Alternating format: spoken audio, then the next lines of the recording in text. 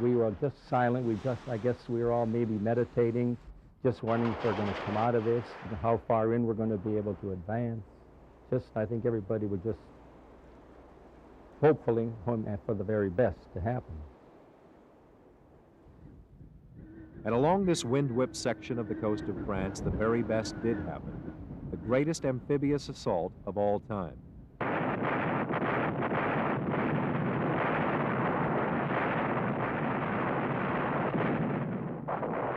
At 25, he was older than most and a long way from St. Paul. Claire Goldnick found himself in a landing craft the morning of June 6th off Utah Beach. It was hazy that morning, but we could see the battleships and the cruisers firing their salvos onto the beaches there.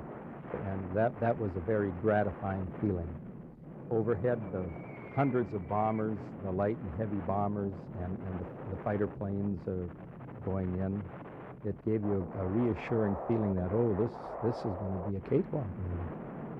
The landing at Utah did prove to be easier than expected, thanks in a large part to a miscalculation. This is, I think, where God himself stepped in and made it easier for us. We were a mile and a half approximately off the area that we were supposed to have gone into, which was then a heavily fortified area. And lo and behold, where we went in, there weren't as many obstacles or pillboxes in the area.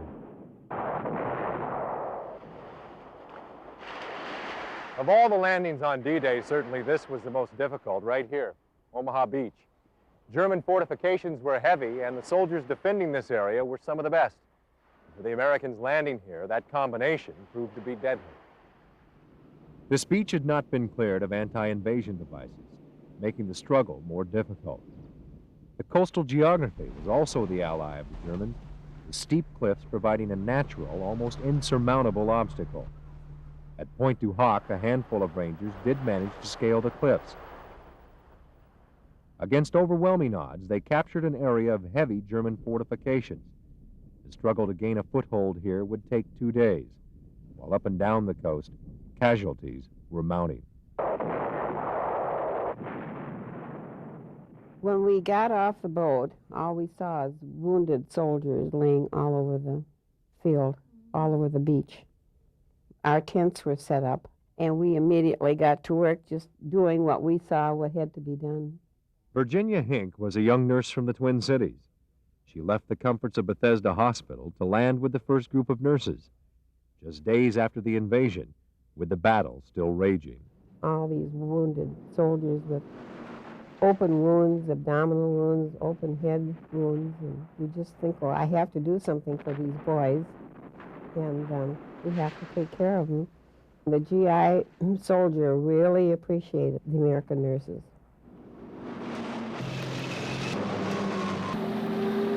But the primary concern of everyone was moving as much equipment and manpower ashore as possible and merging 50 miles of French beachhead into one. And with that accomplished, the west-facing guns that formed the connecting link of Hitler's Atlantic Wall stood silent. Operation Overlord, 2 years in the planning, proved a success.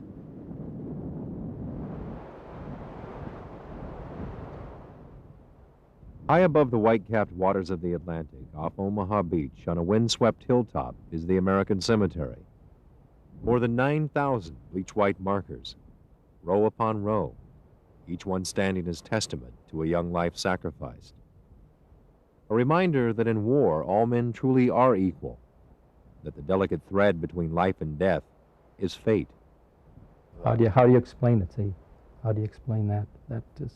That's one of the things that I think about daily. I guess just sometimes being in the right place at the right time.